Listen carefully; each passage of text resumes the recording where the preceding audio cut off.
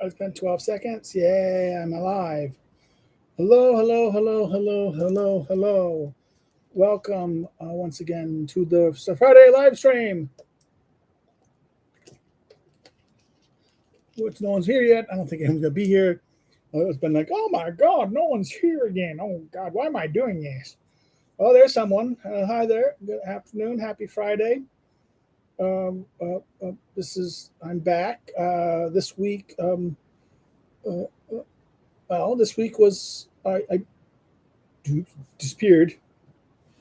This week was a strange week. Why? I went to Budapest.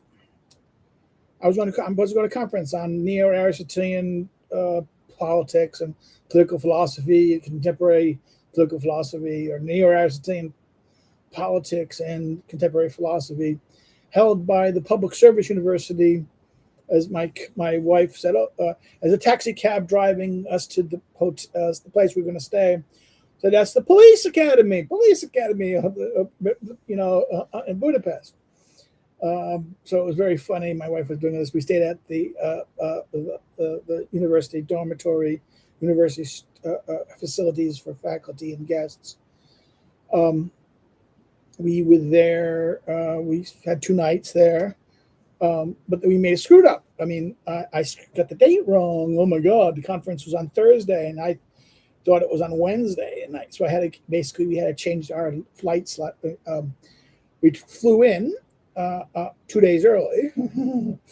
Well, I thought only 1 day early to get the rest. And we were going to have to come back. We had to come back on leave the hotel at 2 in the morning to be there at the time. It's like, ugh. Everything went wrong on this trip. We didn't a pre-flight early enough. We came 2.5 hours, and my wife had to pay extra money for doing the Wizz Air. It was like, why bother going with cheap airlines if you end up paying as much for the going out a mainline carrier because they nickel and dime you to death. In fact, my flight was being paid. We paid for my wife's flight, but my flight was paid by my research grant. So I went to get my paper. I gave my paper on force and fraud and consent and Aristotle on force, fraud, and consent, a reevaluation of Politics 5, Chapter 4, right? It was a good, I did my paper. It's still kind of draft. I need to go. It's about 10,000 characters less than it should be if I want to publish it someplace.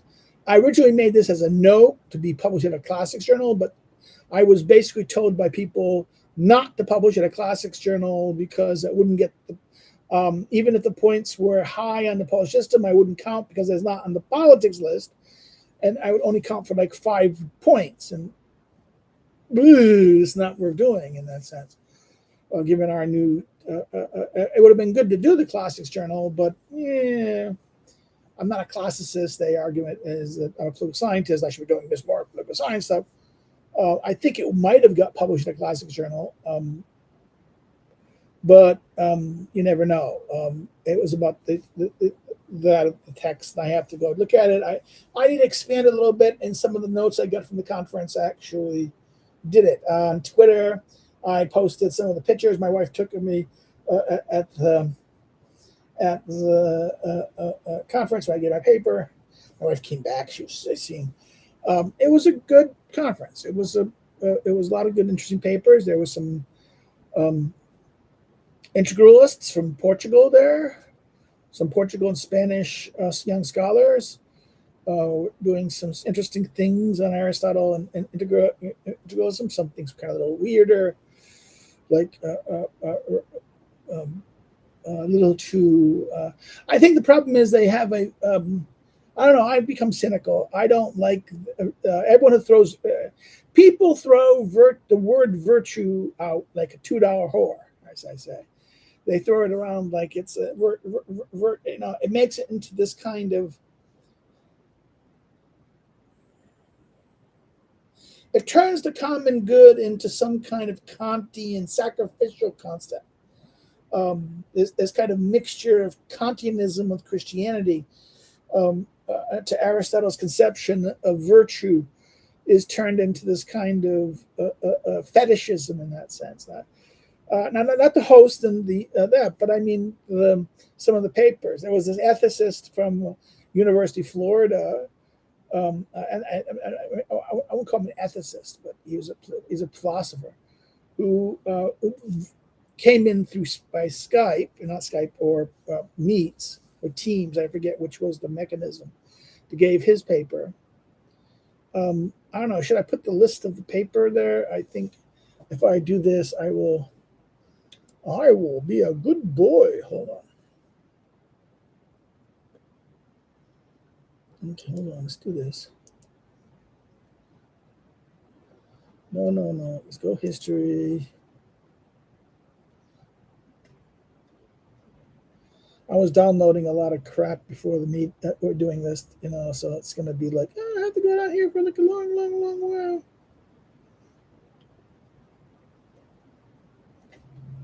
Yeah, the title is, no, that's not the thing I wanted. Please. I just really piss myself off when I think I do things right, and I don't do it right.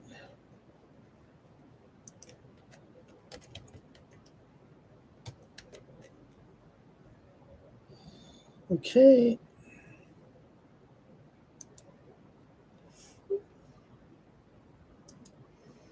Yes, it's the event was neo-Aristotelian politics. Let me just put on the. I'll put that on the chat. Yeah, no one's gonna see it anyways. And that's the event. I put on a chat so you can see the chat. Those of you see the chat, you see it. It was a panel. My paper was at the end of the day, 3:00. After the end, I couldn't stay for the full paper at the last. I left around 10 minutes early to catch, 5 minutes early to catch. So I missed Adam Smitrich's full paper about that on this. I should write him and say, please, you happen to have this, because I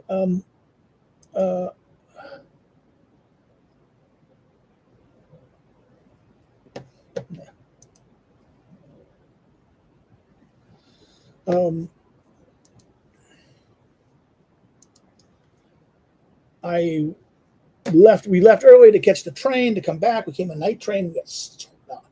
We went from everywhere. We took we had a night sleeping car, so it's kind of nice. We had a sleeping car. We got back at like 9:30 in the morning, so we left like around 7:30 from Budapest, going the train routes, going to Czech Republic, going through Czech, going then to Krakow, and up Krakow this way. So it's like I said, thank God we could sleep. So it's like So we did that. So it was. So we left a little early, but the conference was relatively interesting in that sense. So therefore, this week I didn't. I mean, I've been teaching on American cars. So of course, the students are kind of late. Again, they're not fully active as they normally are, so it's kind of making me a little depressed in that sense. This week I didn't have a class. I basically took the week off in that sense. And next week will be the beginning of the May holidays. So I think we will have a class. I will have a class on Tuesday. Then May 1st happens, and on Wednesday, and that's the holidays, right? So I have to and I have no class next Thursday. So my Thursday students happy because I have 2 weeks off. I scheduled someone to sit for my Tuesday American Constitution course, the defending of the Constitution, talking about the Federalist Papers, but something went wrong. He went to information got a little blurred. He went to the wrong room. He thought no students came, and students may have came and didn't see that it was a thing there, so I will have to go. Oops. And it was an extra lecture, really. It was more redundant, so he could get mad at me because he really wanted to do this. I wanted to give him an opportunity, to get to give a course on this, to show his ability in that sense. He's a former student who's now got a PhD at LSU and now works here. I think I'd like to get my department to hire him. I think my department would hire him, even if they're kind of like, oil and water-ish in politics. But we'll see what happens. I'm kind of like there on this. So I was kind of like, some teaching is not that good. And actually, because I was away, I didn't do any recording. So I still have a whole bunch of recordings to like at least the 2 weeks in May. So I'll probably do some recording maybe tomorrow on Sunday, maybe even Monday. We'll see how I feel in that sense. We'll finish up the Nicomachean ethics discussion on friendship, I hope. In fact, so it's very funny that friendship was a very important theme that was discussed at the conference. So a lot of the stuff we were covering, we've been covering on the channel on Aristotle and friendship. Well, it's not yet covered, you guys. I think you're still starting looking at the discussion on what is today's thing on this.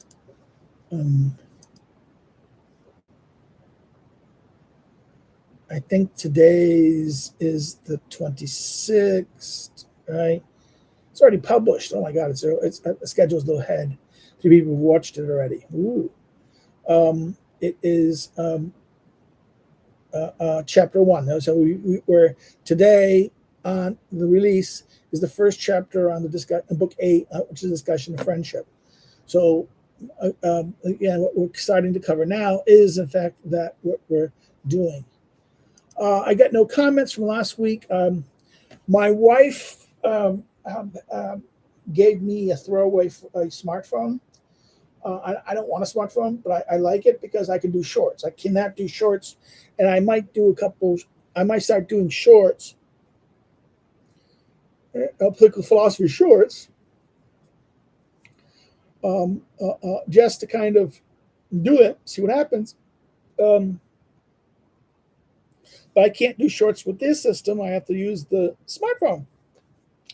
And my tablet is my little tablet I have can't do shorts either. We tried. It's like, no, it wants to only do normal like this. It wants to behave like a computer. So I like doing it. I like my laptop, but I don't want to have a. So we got the smartphone. We'll do it. We'll start it. I have a couple things to do. The books. Okay. What else? I don't really have a schedule for things to talk about today. So, I got some new books. I got a book about Mary Shelley, about her last man. Her book, the First Last Man. I think that is called First Last Man. It's by Ellen Hunt, who's at now Notre Dame. It's about Mary Shelley and political philosophy, and it's a very good. A friend I know she's written about 2 books already about Shelley. Mary Shelley and her Frankenstein is probably one of the most important books that I address. So I got this book. I should actually get her other books. People say, "Why don't you do more?" You just can't do everything. You can't read everything.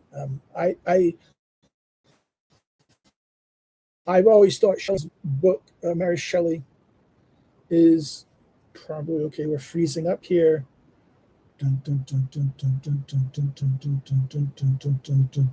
We got a freeze. Okay, sorry. We had some technical issues. The computer wants to work more than it should.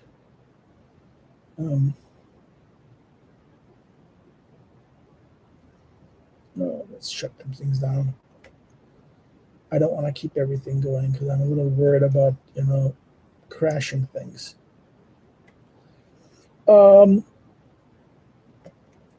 I am going to be I'm waiting to get a friend of mine. I'm going to ask my friend Lori at Kansas at Kansas who has access to the database for dissertations there to get me a copy of a new recently done. So I can't do it now. I have to wait a month or two, or something like that. Um, Rebecca Burgess's not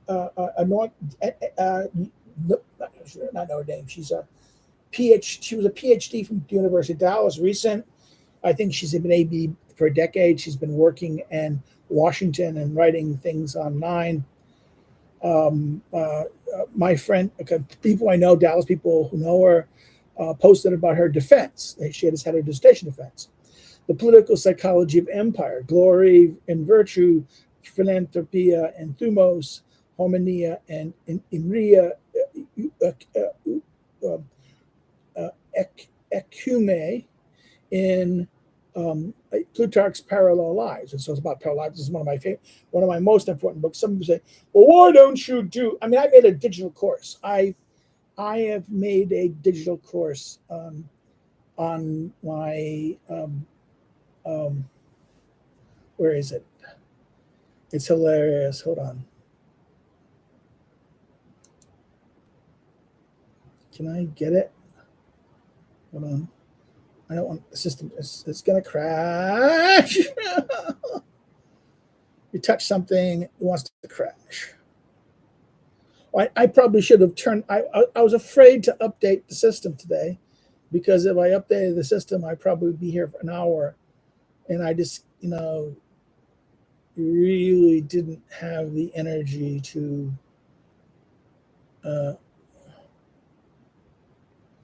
Didn't really have the energy to mess around with this. And I don't see Classroom anymore. Google Classroom might have been shut down.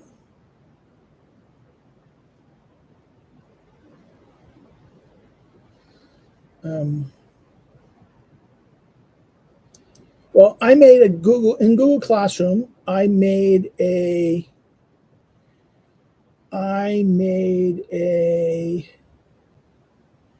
That's not tempt fate. In Google, one time in Google Classroom, a couple years ago, made a class on for people to do an online kind of class to do on Plutarch's Lives, which I linked all the readings of Plutarch's Lives to an online source text, a decent translation. There's no good translation. I wish someone would do a Strauss student or one of the Straussians would do a translation of the lives and the parallel lives in one volume, so it's together. It would be worth having, because even the Loeb doesn't have the same authors using and having the Loeb like 10 volumes, having like many volumes. This is not. You need having it one book. And the current only one that is the one book is the Dryden translation, which is so archaic. Even if corrected, it's still archaic. It misinterprets a lot. It mistranslates a lot of key words, and it attributes to things that attributes to the Plutarch's time things that were only modern constructions, like the state and things like this. So I think it's a very interesting an idea. Someone should translate Plutarch's Lives. So that she wrote this dissertation on this. This is going to be very interesting. I very much. It reminds me of the work by what's his name, Hugh Lerbert. I think he's at the military academy now. I think he's at the West Point or the Naval Academy. I don't know which one. He wrote a book, dissertation on Plutarch. I think he got his degree at Harvard, if I remember correctly. He was a long time at Richmond, University of Richmond's leadership program. And when they did the Harvey anniversary, he was kind of helped edit the volume that celebrated Harvey Mansfield. So I mean, Plutarch is one of these things. I mean, Leopold de Alvarez used to do political regimes course where he did Plutarch's Life, particularly Political Regimes 2, I think it was. Yeah, Political Regimes 2, where he did Plutarch's Lives, St. Augustine, City of God, and then last but not least, Machiavelli's Prince. Right, that's political regimes too. At the time of the 1980s, I wasn't undergraduate there, but when I went to my master's degree, this was the undergrad course as it was taught, and I remember I sat in on it, and I remember saying, "Oh, I'm impressed by it." I didn't take it, but I sat in on it, and I heard other people rave about it. I've read people's notes about it. I think there's transcripts of it, or maybe there is a transcription of it. People used to always tape Leopold, and I suspect there is transcripts of many of his classes that I don't know about. I'm not in the cult. I'm not in the circle. I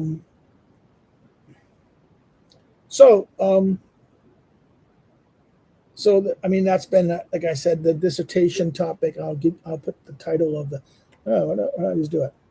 I'll put the title of the dissertation here. So why I think it's going to be a good. I hope to God she will publish it as a book. I think it'll be, if it's any good, I think that they accepted it as a PhD. I'm not even sure if it's a shame. I did not see Leopold de Alvarez on the committee. So I was like, maybe he's completely stepped away from things that because he would emeritus and he was not well a couple of years ago with that post-COVID. He got a little stronger, but I should try to reach out to him and see how he's doing.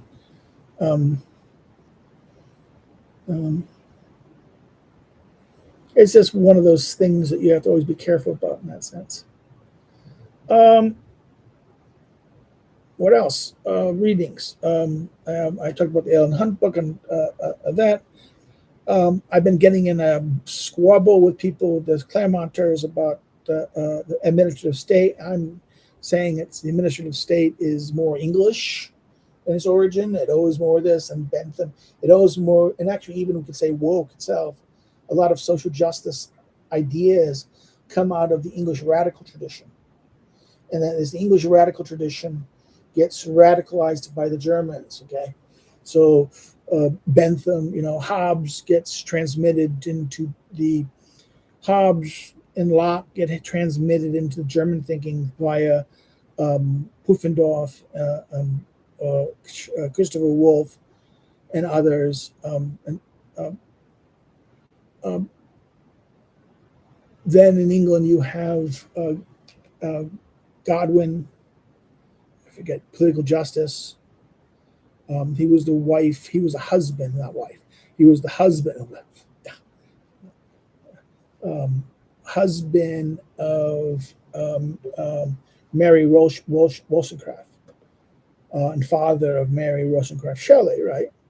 Mary Shelley. Godwin's book, Political Justice, is one of those unreadable books, but it's one of those key books. Godwin plays very much the idea of he and someone like Tom Paine, the radical Paine, more radical Paine, not the Paine of common sense, but Paine of on the rights of man, and the more radical on the Age of Reason, the more radical Paine shapes the direction of English radical liberalism, the English liberal into a radical direction that Burke reacts against. All the voices that Bush acts, and one of the persons that Bush acts against is not only Tom Paine but also Mary Wollstonecraft Shelley, because not only is she famous for her vindication of the rights of women, but also vindication of the rights of man, which attacking Burke. Godwin, her husband, in his book Political Justice is very important. He will influence people like James Mill and Jeremy Bentham. And Bentham is one of these underrated people. Not underrated. We ignore him. Straussians tend to ignore Bentham to a great degree. and the role Bentham had in shaping the nature of altering the English constitutional system and changing the system of the English way that led to the administrative state. Now, I know one or two people are arguing, I think they're right, that another aspect of the administrative state is the colonial empire. And this has been someone people say that yes, it is, and Bentham even highlighted this and was very, very critical of the corporate entities, that there should be more state control over this. So Bentham is, there's one or two good books about Bentham that deals with Bentham and bureaucracy, and Bentham and the role that Bentham and Mill and utilitarianism had in shaping what we call the historicism. Okay, this idea of that Strauss talks about the move from positivism to historicism. We could point that, wait a minute, that in someone like Bentham, you get the idea of progress. Yeah, he is one of the thinkers that moved the ideas that you get to the concept of historical progress. That shapes the English radical tradition. So you must move change and must create change for progress' sake. So therefore, the American progressives, I always argue, owe more. Yes, secularization of the Puritan tradition, that's one thing. That was always the case. The liberals, the old school liberals of New England and the Northeast, and the old elites were basically secularized. The grandchildren and great grandchildren of the Puritans, secularized in many sense.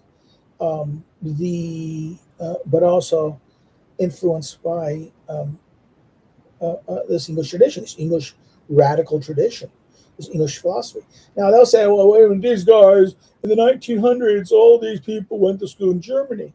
Oh, there's a good reason for that. That is because the English was, Cambridge and Oxford was very still aristocratic and looked down on Americans. The Germans actually looked up to America. So therefore, young American students, graduates of elite American schools, like Harvard or Yale or the other schools, who wanted to go go to a tour to get their European experience and want to go, maybe even go to study abroad, they would go to Germany. Why? Because it was much more welcoming, less anti-hysterical. Particularly in the liberal states of Germany after the French Revolution, period.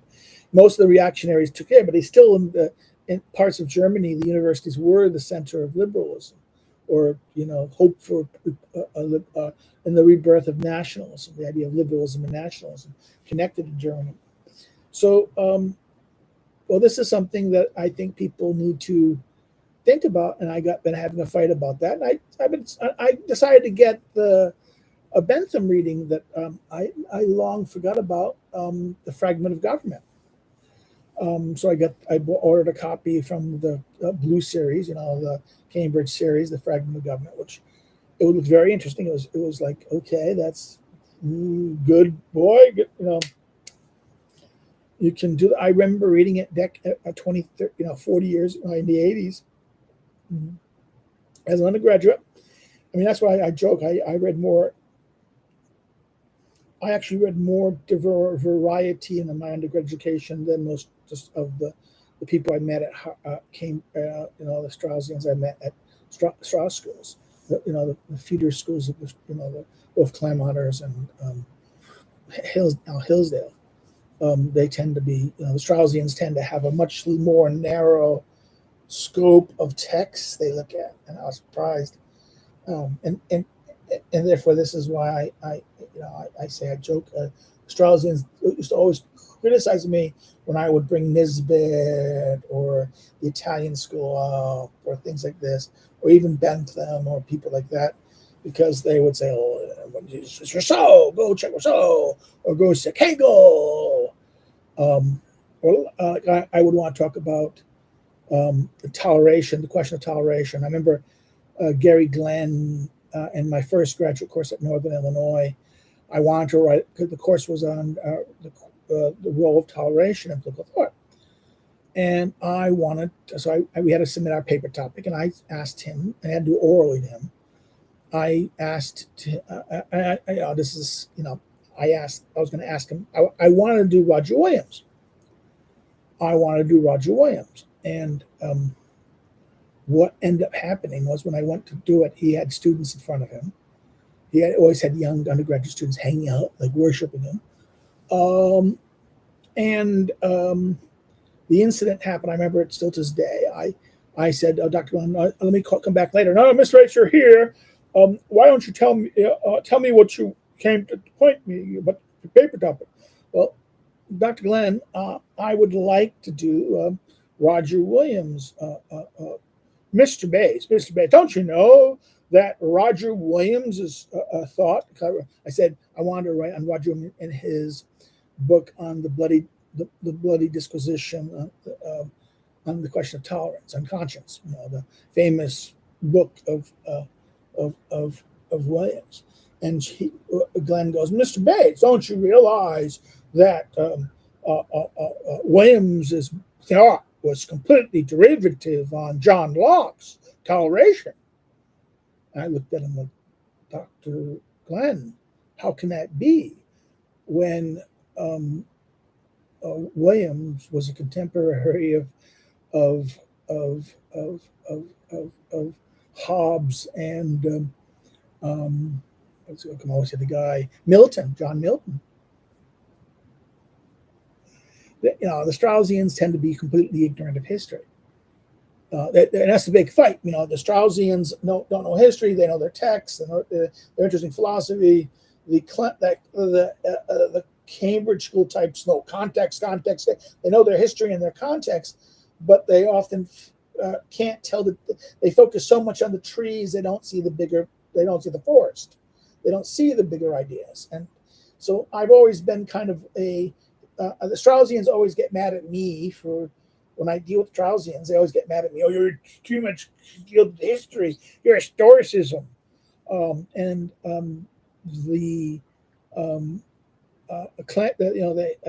fact that I use Straussian hermeneutics drives and I treat the text as an art, as a mind.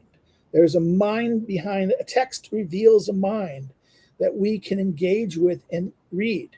And that a lot of artists sometimes disguise their meanings or have different messages for different people. And therefore, and sometimes artists can lie. Will lie to you to test you. They want to test you to see if you're worthy of the knowledge. It plays with you. I mean, any good teacher does this. And sometimes the teacher will say something wrong, hoping that the student will catch you and correct you. Right? That's the thing you want to do. You'll say, don't, this. And this is the thing of something like Machiavelli, where Machiavelli and the Prince will say, advocate for things in his own voice that earlier in the text he said was bad or she shouldn't do. Okay, and this is again testing your judgment, if you've been paying attention, have you understood things, and this is the nature of a good text in that sense. In other words, when you read a text, this is not just reading ideas; it's engaging the mind behind those ideas, and thus this is what makes political philosophy and political theory good. Political theory is just not the ideas and context. It's not about. It's some political theory is only that. There's not much thought behind it, and the ideas are very shallow. Other theories they're very deep and they're kind of more complex. So the great minds are always the minds that are the ones who are more complex and force you to think, address larger questions. Well, that's that. That drives us crazy in that sense.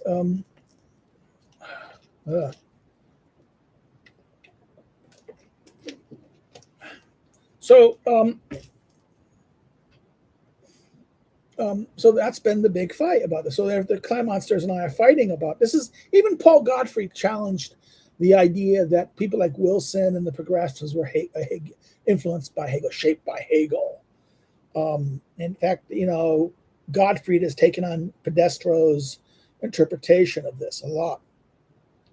And what's so interesting about this is a conflict. Now, I sympathize on the practical aspect of this, I sympathize with the critique of both. In other words, I agree with the Claremonters and the Hillsdale people about the problem of the administrative state. I agree with them about the dangers of progressivism. But the difference is the source. And my argument is the source is Hobbes and Locke. They're, particularly Locke, too. That Locke is just as guilty of this as anyone else. And the problem here is Locke is their hero, the West Japhaites and the Claremont people. This is the good guy. They mixed Aristotle and Locke together, get Locke-Aristotle, right?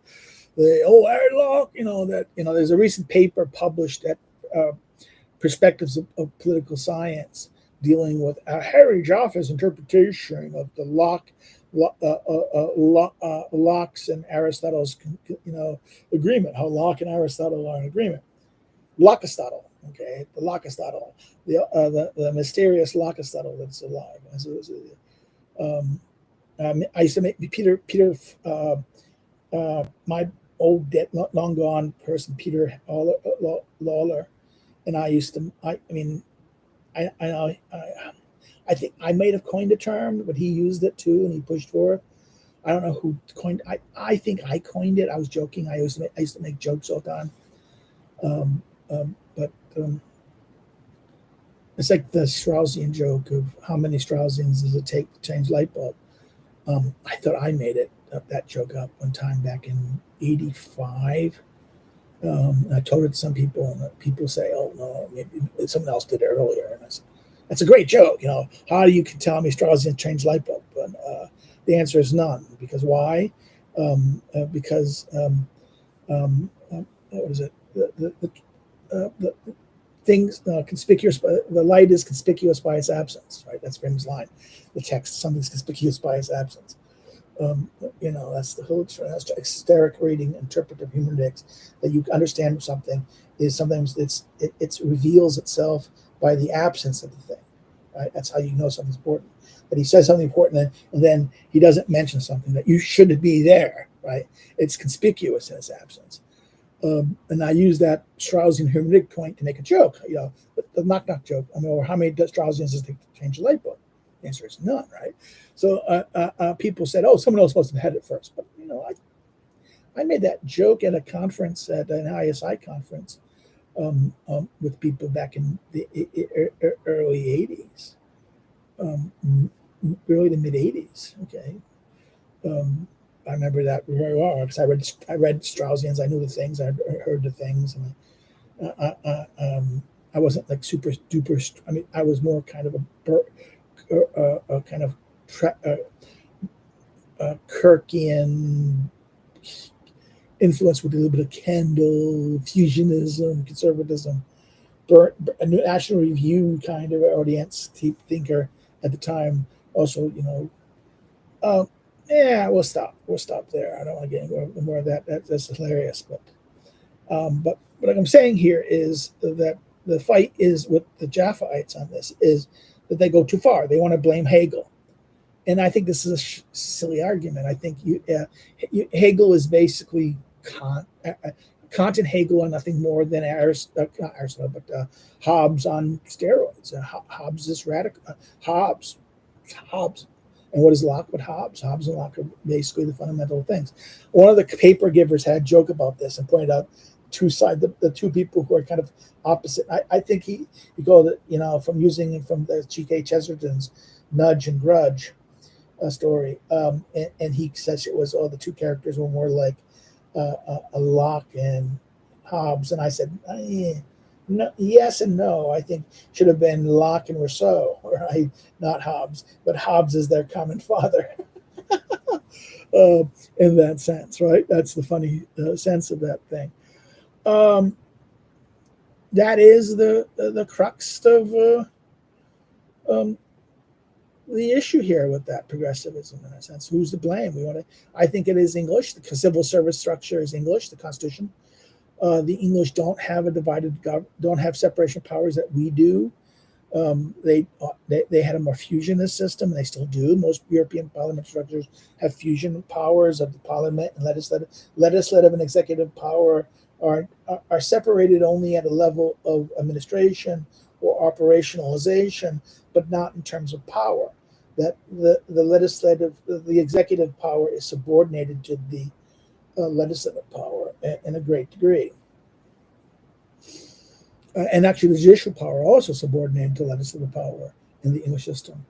Only after the reforms of Tony Blair did that kind of, this bringing in of an independent court into the English system, and the creation of the Supreme Court imposes a judicial independence that is not judicial independence. They always had judges being independent, but the court, the court itself was independent and could stand outside above Parliament.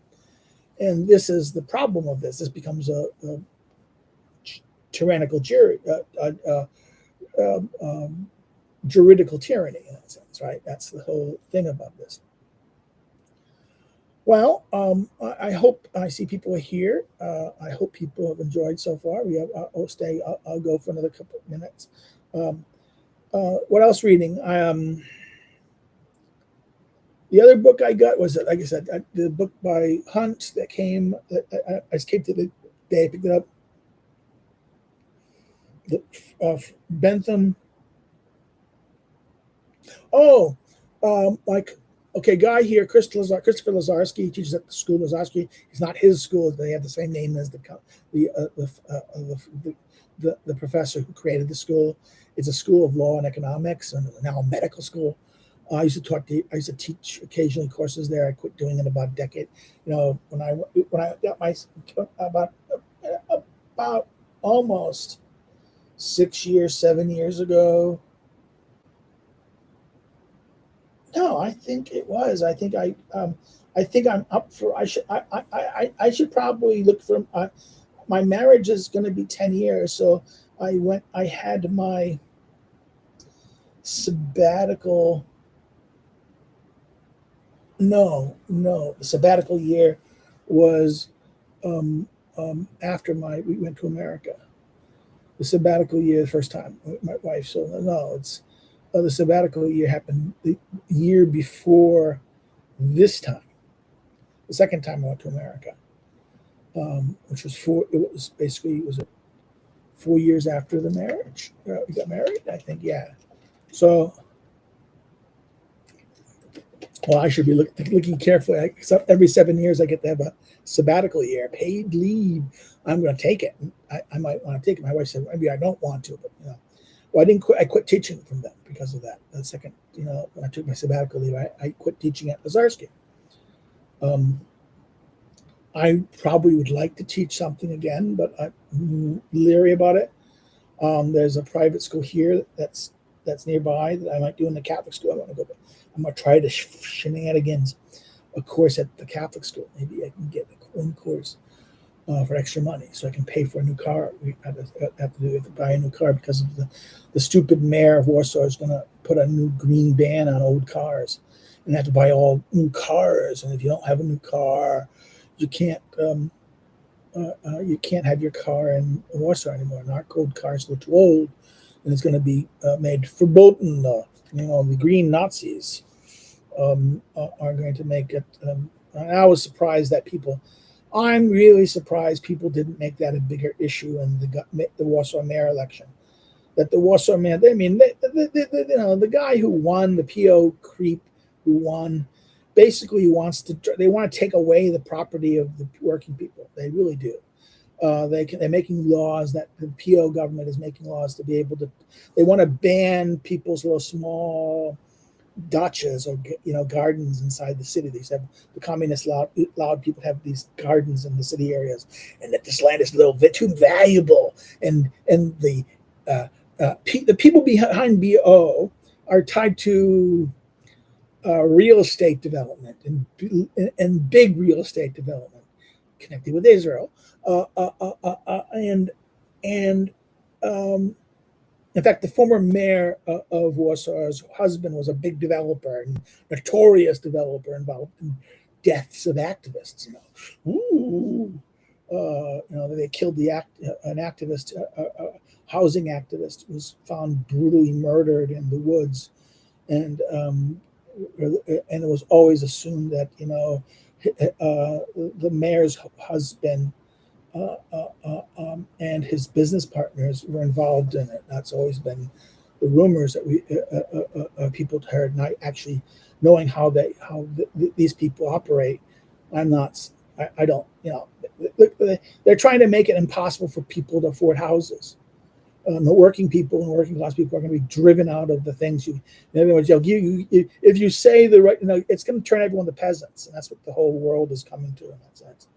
And this is why it's really disgusting. And that they did not, and the green legislation is going to dehouse people, because if you don't have proper heating, you don't have the modern heating, we're going to take away your house and sell it to someone who can develop it properly.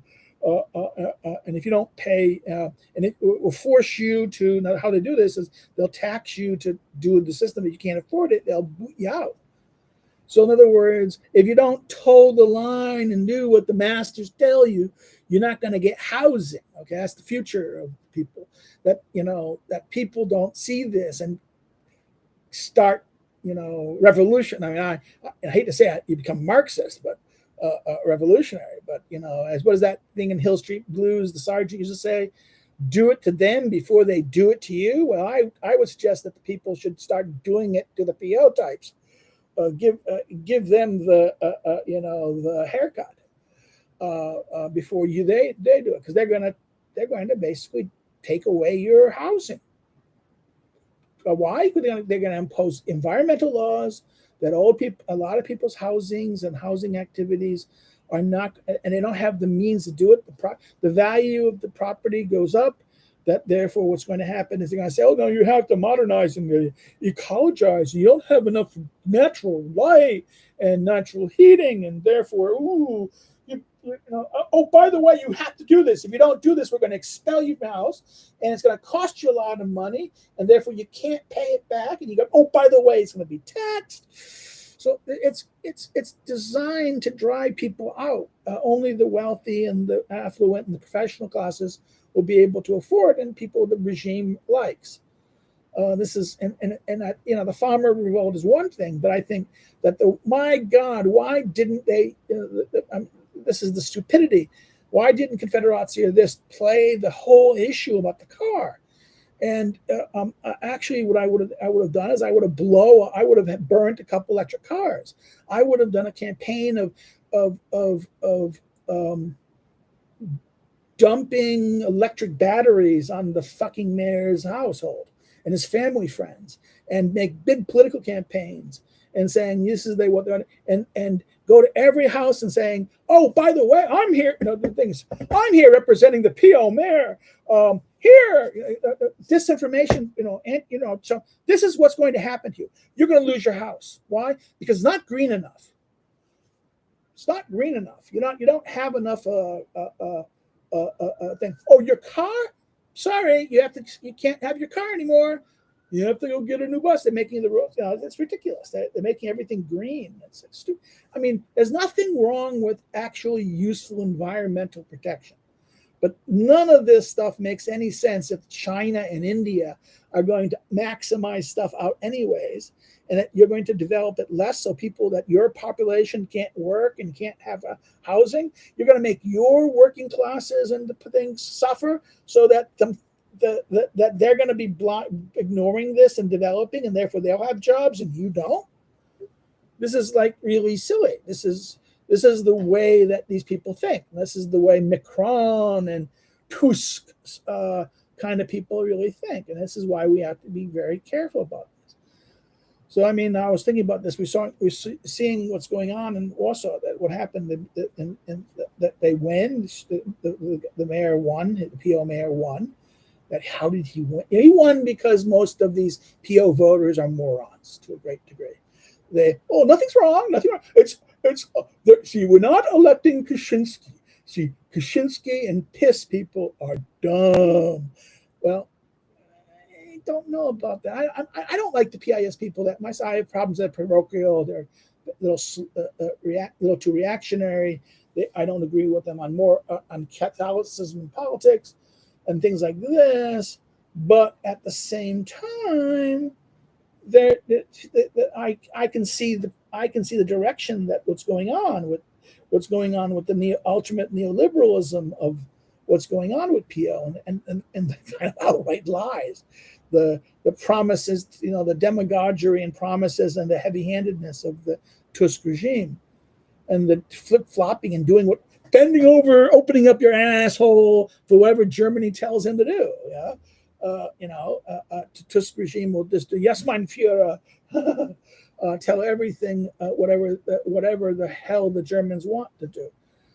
He was Angela's toy. He still is. He's a German toy, and this is that he's sacrificing the port. So that why? Because this will compete with Hanover. Can't have anything compete with Hanover. You can't have anything that competes with German interests. It's. I'm sorry to rant. It's sad to see this kind of thing.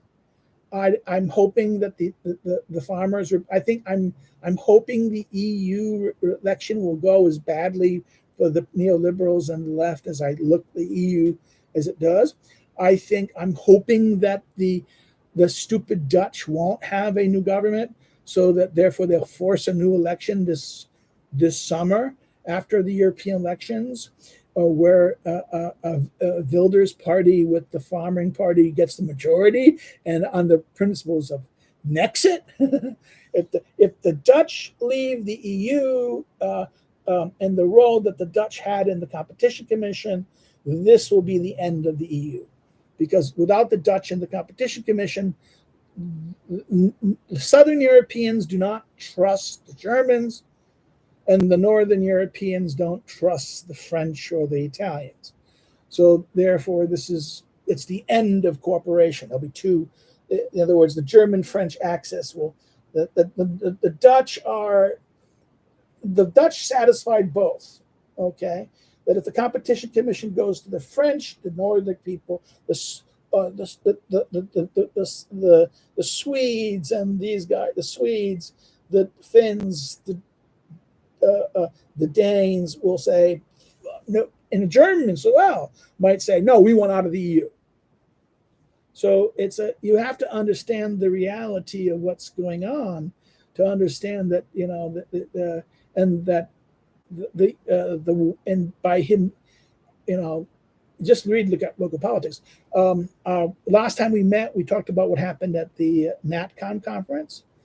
Yes, that was very interesting. I think that was very interesting what happened at NatCom. The Brussels and the left's overreaction to that National Conservatism Convention and shutting it down is what they did, and the thuggery used by the police to intimidate everyone revealed too much of the code. And I think this is going to lead to how it made everyone see that the emperor is a thug. The EU regime is a thug, and it's been the mask of the EU has kind of been lifted in some people's eyes. And I think this is going to be a much darker and much more election. And they're scared. The neoliberal elites are scared. The EU bureaucracy is scared. They look how much Germany used. They conspired. The Germans and the EU Commission held back money to help elect Tusk. Why? Because the problem, Tusk said, well, we're not getting any EU money. All the EU money that's supposed to come for help, the Germans delayed.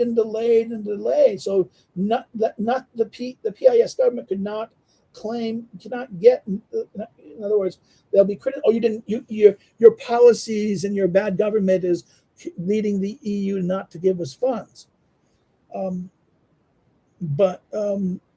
therefore there was a conspiracy. Now, I'm hoping that it becomes a center, a EU a skeptic right coalition in the parliament that puts a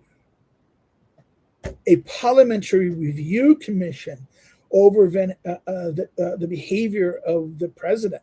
What's her name? Van Helven, I forget her name. The one who made the deal with Tusk on this, and impeach her. Okay? Have a thing and have a political impeachment of her for her behavior, and condemn, try Tusk and her together at the European level as violating of EU laws, EU norms, and then put, have a Europe skeptical court that would turn on the EU tyrants. In other words, use the EU institutions as a weapon against the neoliberals. Against that is what my strategy would be: deconstruct from within. Nexit is not necessarily a good thing, because you need to have you need to have the economic union. You don't need to have, and you need to have the ability to interact in, yes, nation states, and yes, these things, but some things they need to be a confederated thing to cooperate, to collectively do their security better. NATO is good enough for military issues, but not for economic issues, and that there needs to be certain things that need to be done at this level of cooperation and agreement. The problem with the EU is it does everything ass backwards. It centralizes things that should be left to the states, and decentralize things that actually should be centralized by the common union. It's someone used to say, a dog's dinner of these things. So that's my little diatribe about this. This is why I didn't mean to go off on that. What is my other book? I think there was Chris Lazarski's book on Acton.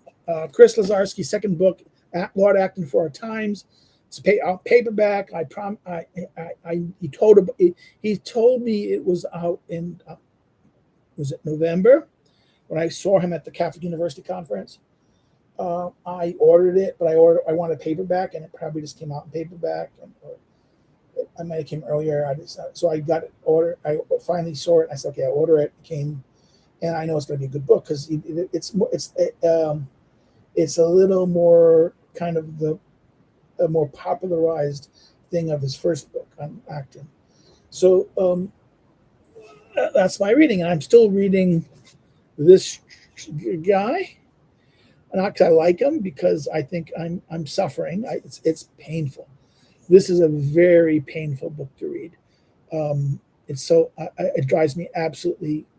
People tell me it's very important. Jason Bakley's Lost in Ideology is supposed to be it's part of Agenda, which is part of Columbia University Press. Is it Columbia? It's part of the Columbia system, people say. It's Agenda Publishing. I am really having a difficult time with this book, because I think he's wrong. He doesn't understand Vogue. He doesn't really. He treats ideology as partisanship. It would have been better titled "Lost in Partisanship." He doesn't understand what ideology is, in my view. Ideology is not mere partisanship.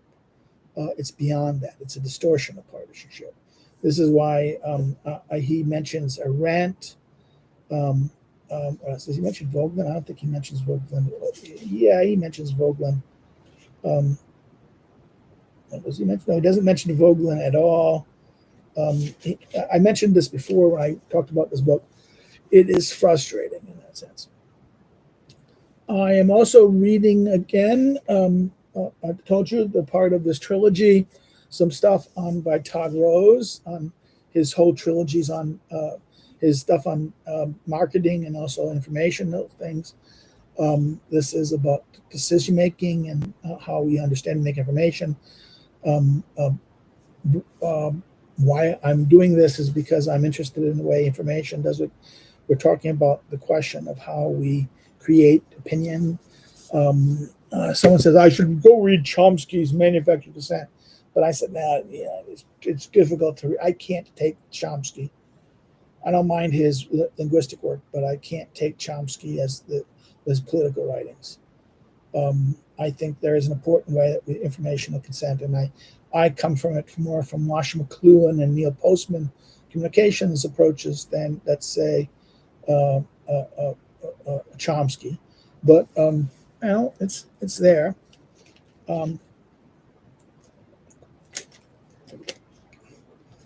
um, what's the future going to be? Okay, we're end up now. We're at my hour level.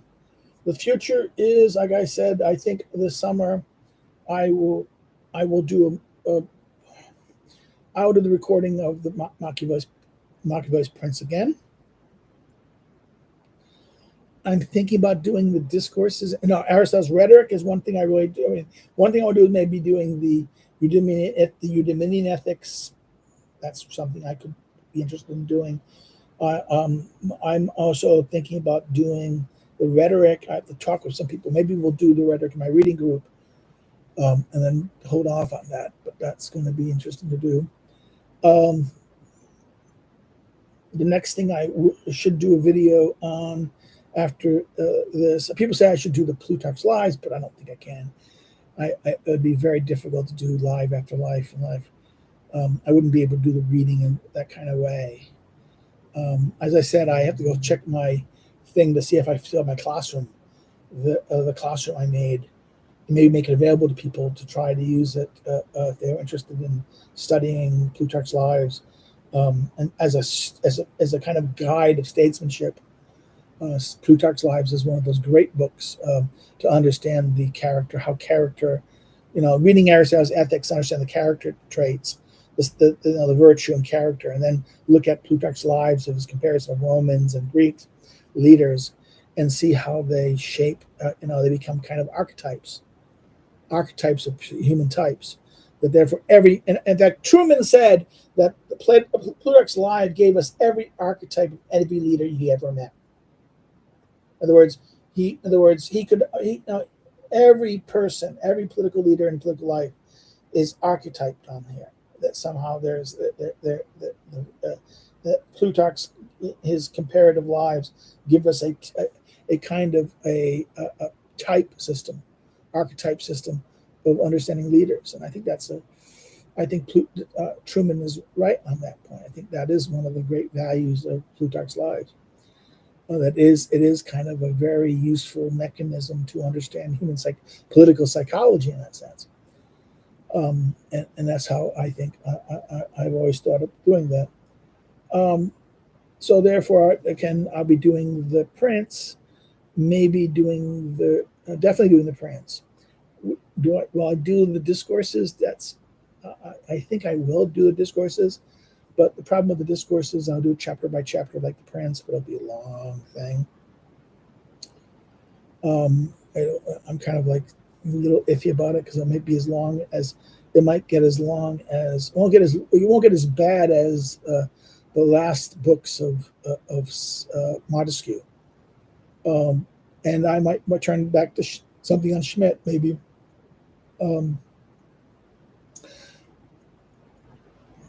Maybe Tyranny of Values, maybe. I'm a little iffy about that. I don't until I get a good PDF of the Tilos edition, or the one that's published by a good translation of Tyranny of Values. I won't do it because I won't use that one that's commonly available by that woman. That I don't know, Draghi. Her translations are is off. And that's it. That's my hi there explanation of what we're doing. If you like the videos, please like it. I see 3 people liked it already. If you've not liked it already, you're still on there, hit the like button, please. It helps the channel, helps the algorithm. If you have any comments or questions you want to talk about, if you're not going to do it now, you want later, put it into the discussion post below, and I will address them in the future videos of things. If you have any topics you want me to talk about or issues that we should look into, I will address it, and I will try to address it and look at things. That's it. want to follow me on social media, please look at my social media links. Like my Twitter account is, you can follow me on Twitter at, go check the link out how to follow me on Twitter, but links are below. I'm more active on Facebook than Twitter, but I should be more active on Gab, but it took me forever to even get on Twitter. Okay. Why I do that, I usually just post things about things. I posted the picture of me on Twitter. I posted the picture of me. My wife took me at the Budapest conference. There's more video. There's more stuff in my Facebook stuff. So I'm not a boomer. I'm a first gen Xer. So leading edge Gen Xer. So yeah, like people joke about Facebook's boomer book, right? It's not. What I like about it is that I keep my family and friends that I've lost in high school, people I knew in high school, people I went to high school with in college. I was still able to see them, and you don't have to write hundreds of emails. It's pretty, and you can, you see the stupid things. And sometimes I put my thoughts in it, and I get my reaction of people I know on things. I'll post something, and I get reactions on it. So therefore, it's kind of, sometimes they're good comments. Sometimes they actually get some useful things back. That's it. So if you want to help me, you can always do so through Patreon or Subscribestar, links below, or you can buy one of my books. That's the way you can do this. We're not monetized. If you like the channel, subscribe. Encourage your friends to go check us out. Again, we do these live streams every Friday at 5 o'clock in European time or 11 a.m. Eastern Standard Time, U.S. I hope to see you again. I take you next week, next Friday. Have a good weekend. Take care. And bye-bye. Nice to see you all. Take care.